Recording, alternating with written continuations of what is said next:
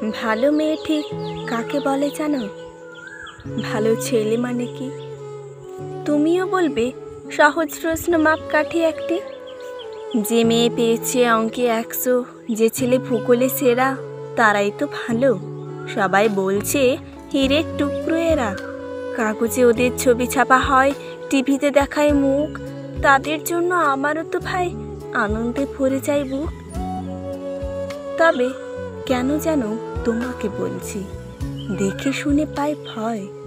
শুধু এত এত নম্বর পেলে কি ভালো ছেলে মেয়ে হয়?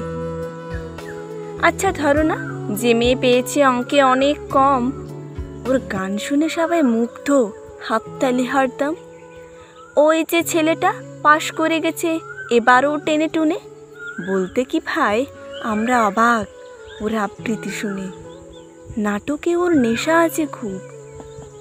পরের বিপদে ছুটে পাড়ার তিন্নি, বাংলায় নাকি 30 পেয়েছে মোটে। কিন্তু মেয়েটা খেলাধুলাতে 10খানা গায়ে নামে। সত্যি বলো তো, তুমিও বলবে ওরা নয় কি কেউ দামি?